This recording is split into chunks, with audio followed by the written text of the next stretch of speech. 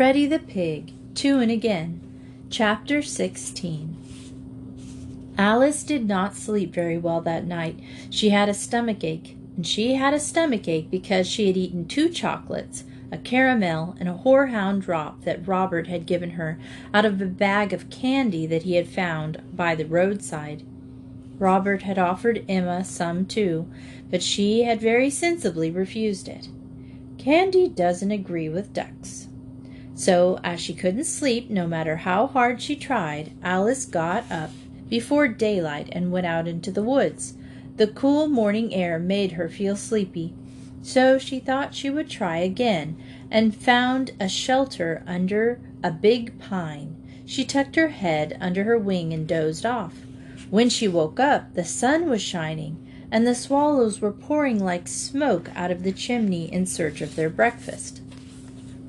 Alice called to one of them and asked him about the burglars. "They've been here about a month," said the swallow. "They go out every night and rob the farmers' houses, and then come back and sleep all day. They usually get back about this time every morning, so you animals had better look out." "I don't think that they'll be back this morning," said Alice. "But tell me, did they dig up the gold we found when we were here before?" "No," said the swallow. "They haven't touched it." "Thank you," said Alice.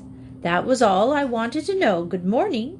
And she hurried back to tell the others that their treasure was safe. But when she got back to the house, she stopped in amazement on the threshold. Her sister Emma was waddling importantly up and down with a bracelet set with big blue sapphires round her neck, and a beautiful bag, all made of little links of pure gold, tucked under her wing. The 4 mice, with diamond rings round their necks, like collars, were playing tag in a corner. They sparkled and glittered like little streaks of fire as they chased one another. Henrietta looked very queenly, with a hoop of rubies set on her head like a crown. She was bending down and trying to see herself in a little mirror set in the cover of a powder box, which she had snapped open with her claw. But Mrs. Wiggins was the most gorgeous of all. There was a rope of pearls about her big neck and a platinum wrist watch on her left ankle. She had hung an emerald necklace on each horn, and they hung down and bobbed and dangled beside her broad, pleasant face like enormous earrings. And she had powdered her wide black nose until it was as white as flour. She looked truly reckless. Alice, after a moment's astonishment, entered the farm. She found a thin gold chain with a diamond and pearl locket, which she hung round her neck, and then she went over to where Henrietta was still admiring herself in the powder box cover, and asked if she might have some powder for her bill. "There isn't any left," said Henrietta. "I'm sorry, Alice," said Mrs. Wiggins. "I'm afraid I used it all up.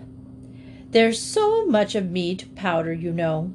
I do wish I could see myself, though I must say I don't believe I have improved my appearance much.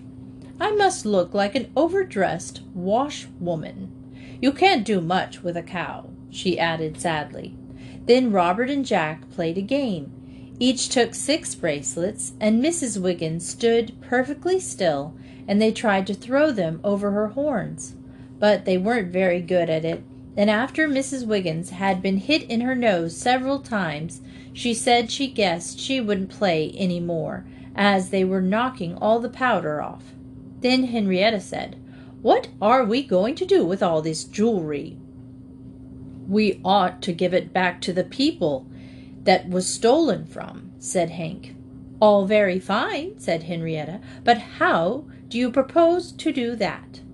Hank said that he didn't exactly know, so they talked it over for a while, and at last hit upon a plan, and after breakfast they loaded all the stolen things into the carriage and started out for the nearest farmhouse. When they got there, there was nobody in sight, but Jack and Robert barked until at last a woman came to the door to see what the matter was.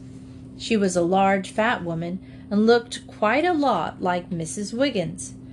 She was wiping soap suds off her hands and her apron, because she had been washing her husband's other shirt.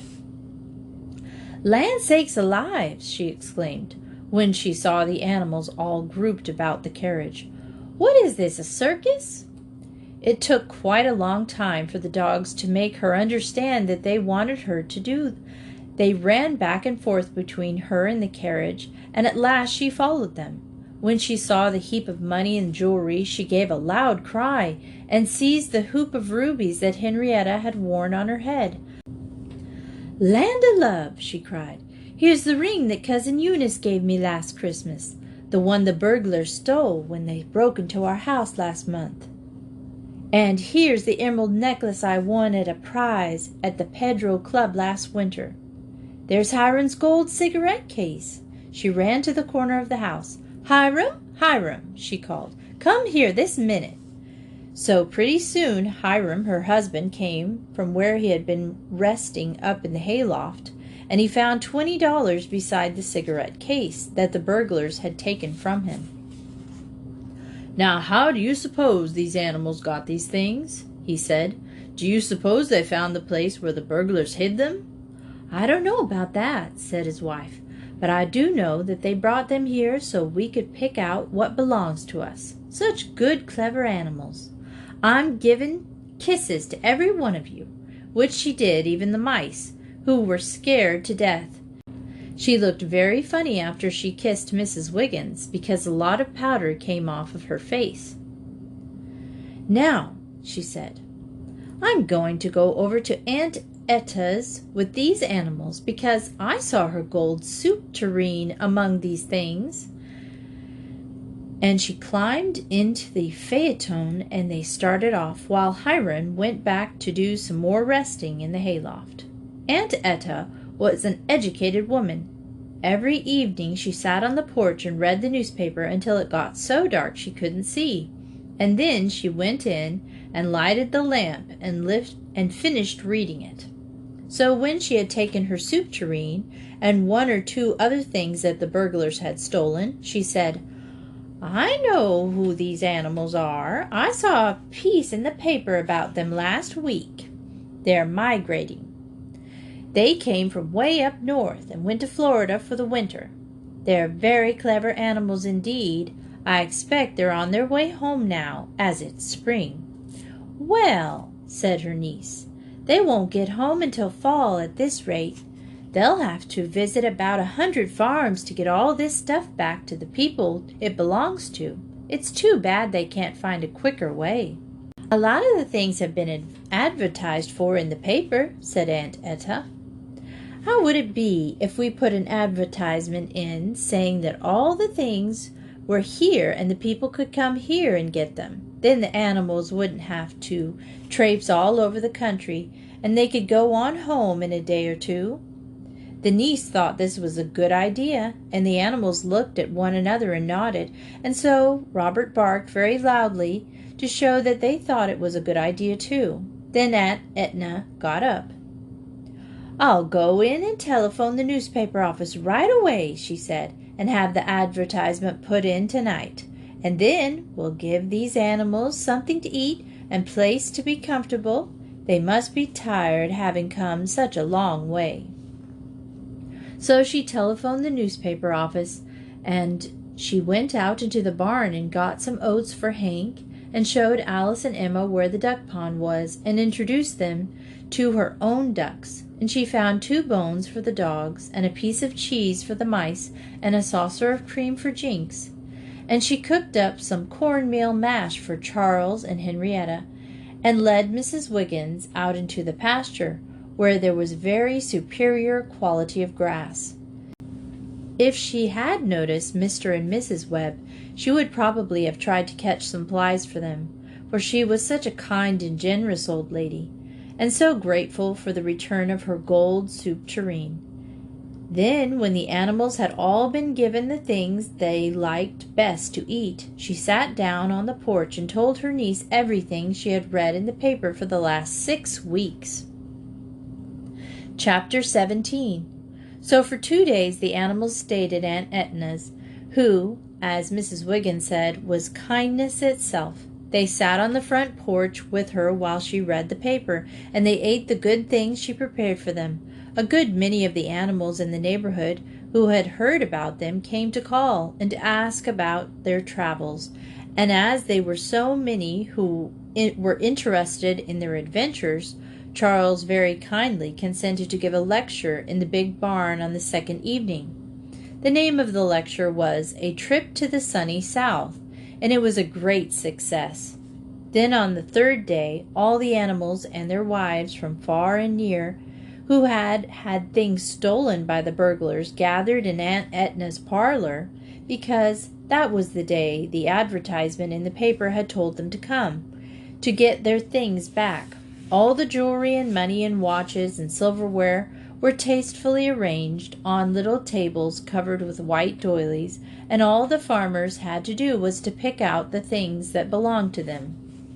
And when they had all got their property back, they made a great fuss over the animals, and one nice old lady, whose name was Mrs. Trigg, and who owned the rope of pearls that Mrs. Wiggins had dressed up in, said, "I wish there was something we could do for these good, kind animals to show them how much we appreciate what they have done for us." The farmers and their wives all clapped their hands and cheered at this, and made more of a fuss over the animals than ever, but no one could think of any way to reward them. Then Robert had an idea, and he went up to Mrs. Trigg and barked 3 times. "I do believe that the dog understands what you said," said Etna. "Just see the way she looks at you." Then Robert ran a little ways towards the kitchen and stopped and looked back, so Etna and Mrs. Trigg followed him, and he went straight to the shelf in the kitchen and stood on his hind legs and put his forepaws on the edge of it and looked over his shoulder at them and barked again. There were a number of things on the shelf.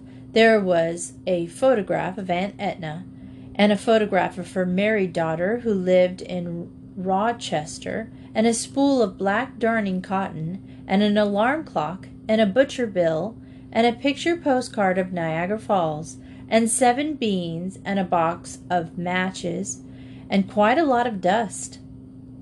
The dust was there because Aunt Etna, although she was a kind-hearted woman, wasn't a very good housekeeper. She spent too much time reading the newspaper. "Now, what do you suppose he wants up there?" asked Mrs. Trigg. "Why, I do believe," said Aunt Etna, I think she blushed a little, "I do believe he wants that picture of me."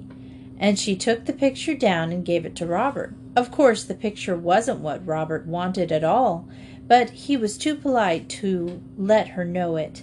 And he thanked her by wagging his tail and smiling the way dogs do, and then he put his forepaws on the shelf and barked again. "He wants something else too," said Mrs. Trigg. "Now what can it be?" And she began touching all the things on the shelf, looking at Robert, and when she touched the alarm clock, he barked very loud. So she knew that it was what he wanted. So Aunt Etna gave him the clock, and he carried it and the picture out on the porch and showed them to the other animals. "Now," he said, "we've got an alarm clock for Mr. Bean, Charles. You won't have to get up early in the morning any more when we get back." And Charles was very much pleased. It was getting along toward supper time by now, and all the farmers were climbing into their buggies and automobiles and driving away. They were happy to have recovered their valuables, and when everybody started to sing, they all joined in. Many of them sang part songs all the way home. It was very inspiring. Soon there was nobody left on the porch but Aunt Etna and her niece and Mrs. Trigg, and a stout lady who lived across the road and whose name was Mrs. Hackenboot. "It does seem to me," said Aunt Etna, "that a photograph and an alarm clock are a very small reward to give these animals for bringing back our things." "It isn't very much," agreed her niece, "but I can't think of anything else, can you?" "I can think of something," said Mrs. Hackenboot suddenly. "We could help them get all that dreadful paint off. I've been watching that cat, and he's been licking himself for an hour.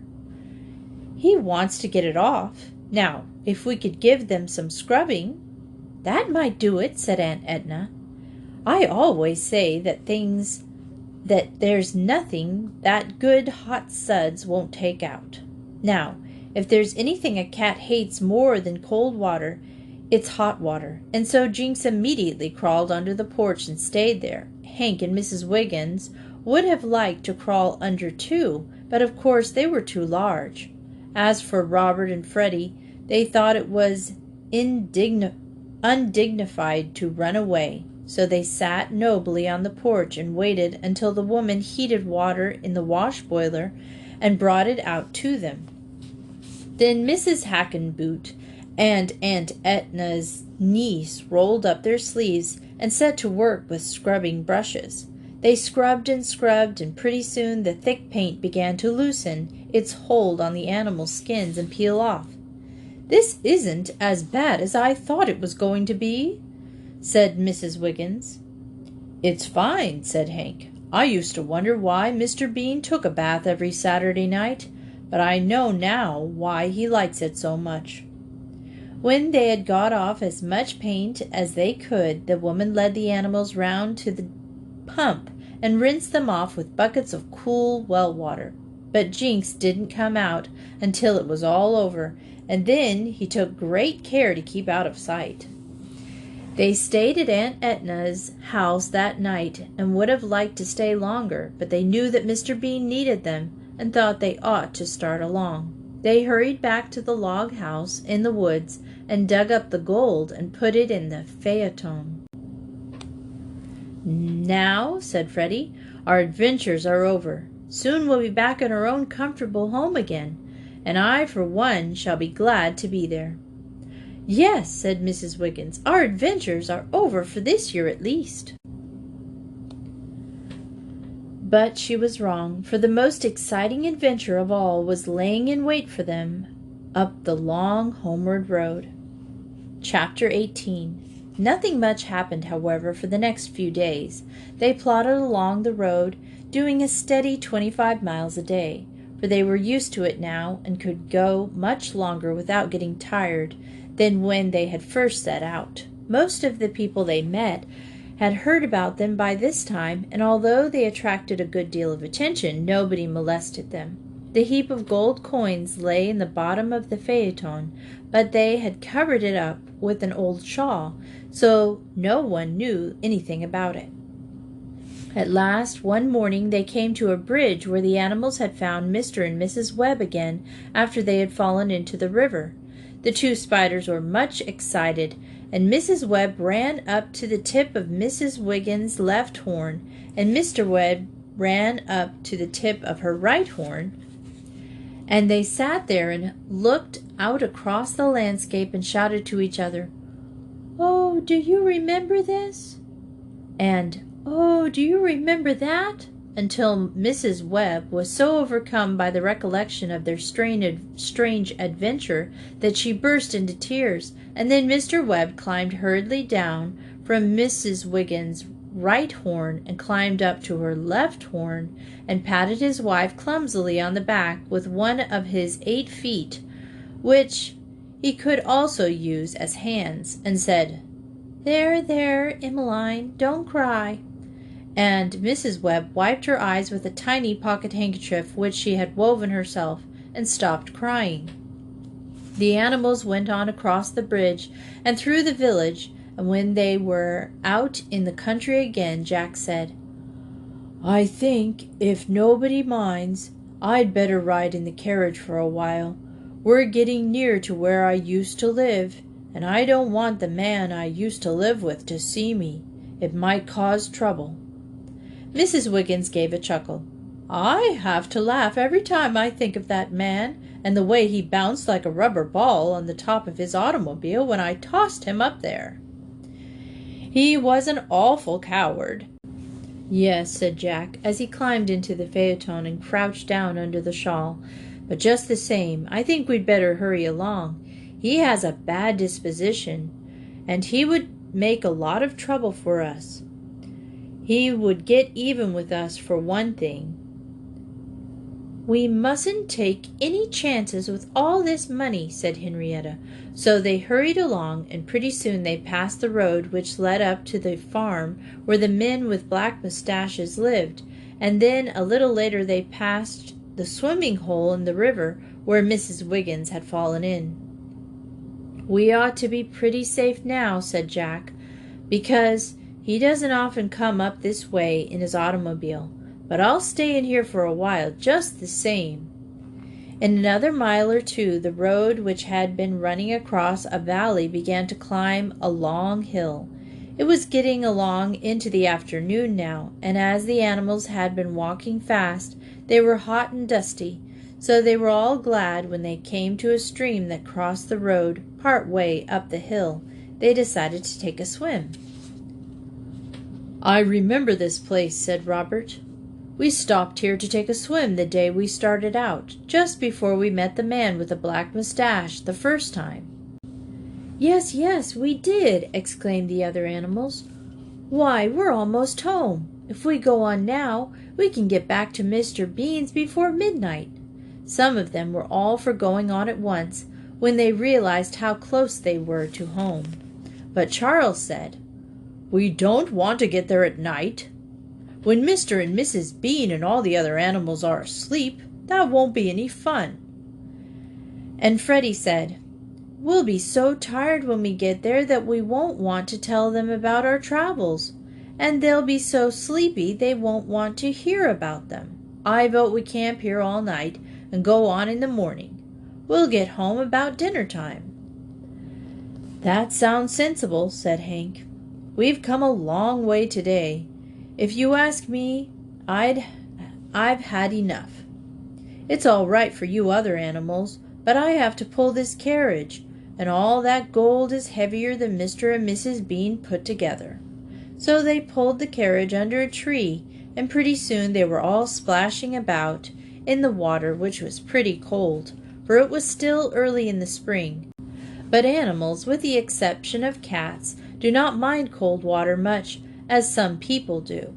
Now they were so near home, and so sure that nothing could interfere with their getting there, that they did not keep a very good watch while they were in swimming, and they did not see a pair of sharp eyes that were watching them from the bushes, nor hear the rustle of leaves as they brushed parted, and the dirty-faced boy, who was the son of the man with the black mustache, sneaked over to the carriage and lifted a corner of the shawl that covered the heap of gold coins, peeked under it.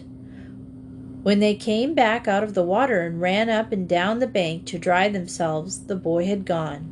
They did not sit up very late that night, for they were all pretty tired.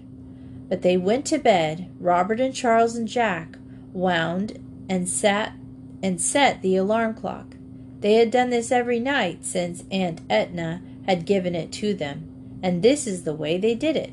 Jack held the clock in his mouth, and Robert took hold of the winder with his teeth, and they twisted. Sometimes it took them half an hour to do it, but they always did it. And when the clock part was wound up, they wound the alarm. But the thing they set the alarm with, to make it go off at a certain time in the morning, was so small that neither Robert nor Jack could get hold of it properly, and so when they had got it all wound, Charles would take hold of the thing with his beak and set it for whatever time they wanted to get up. This time they set it for 5 o'clock, because they wanted to get an early start. They all took turns standing watch over the gold at night, and tonight it was Charles and Henrietta's turn. The other animals had found a warm, comfortable place to sleep under the little bridge beside the stream, and when all the good nights had been said, the rooster and his wife made a final round of the camp to see that all was in order, and then flew up into the phaeton perched on the back of the front seat, and tucked their heads under their wings. They had not been asleep long when it began to rain. It rained gently at first, and Charles, half awakened, moved about a little in his perch, and then dropped off again, lulled by the monotonous patter of the umbrella-like roof of the carriage. But the patter grew to a rattle, and then to a roar, and he awoke again to find his feathers getting wetter and wetter, and Henrietta tapped him crossly on the shoulder with her beak. "Come, come, Charles, wake up," she was saying. "We'll get wet and catch our deaths, very likely." "This will never do," said Charles. "We can't stay here. I think, my dear, we had better join the others under the bridge." "I think we had better do nothing of the kind," said Henrietta crossly. "We are here to watch the gold, and here we stay. We can get down under the shawl in the back seat and keep dry. Come along." "But the mice are sleeping here tonight," Charles protested, "and you know how Eenie snores. I couldn't sleep a wink." But Henrietta was not listening.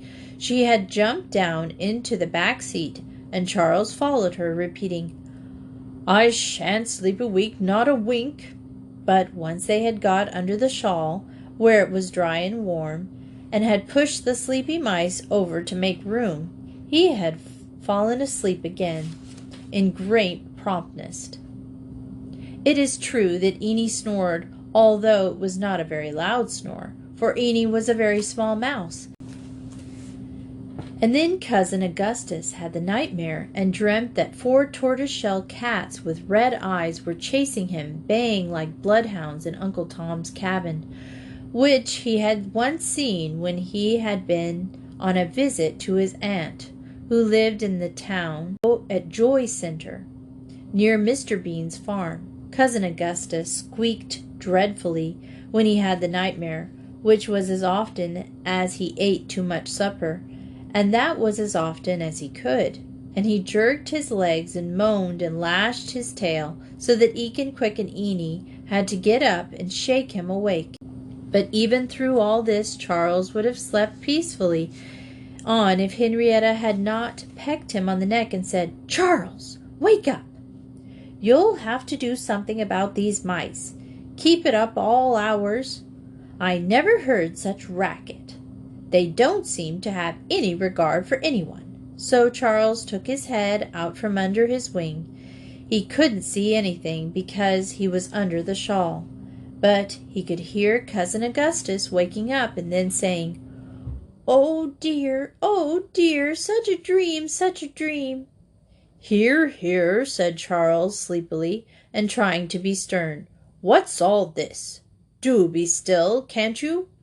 Other people want to sleep if you don't." "Cousin Augustus had a nightmare," said Eek. "It's all over now." Charles was satisfied with this, and would have put his head back under his wing, but Henrietta pecked him again. So he said gruffly, "Well, we can't have that. Do you understand? We can't have it. We cannot have our rest broken in this way. I think you mice had better go and sleep somewhere else, as you don't seem able to do it quietly like other animals." The mice were a little afraid of Charles because he was so grand and talked so beautifully, and strutted about the barnyard so nobly, and so they did not give him any back talk, but climbed down meekly out of the carriage and went to join the other animals under the bridge. "Well, for once you had the gumption to stand up to somebody, even if it was only a mouse," said Henrietta, but Charles did not hear her, for he was again fast asleep.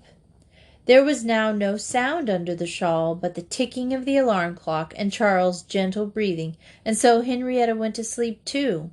When she awoke again, it was still dark. For a few minutes she could not tell what it was that had roused her. Then she heard a faint creak, and the carriage gave a lurch to one side. It was moving. Something or somebody was drawing the carriage down the road. She pecked Charles sharply, and he awoke with a groan. "Oh, my goodness, Henrietta! What is it now? Can't you let me alone?" "Hush!" she whispered. "Don't you feel the carriage moving? Someone is running away with it. Someone is stealing the gold." Charles was very wide awake in an instant. He poked his head out from underneath the shawl and looked about him.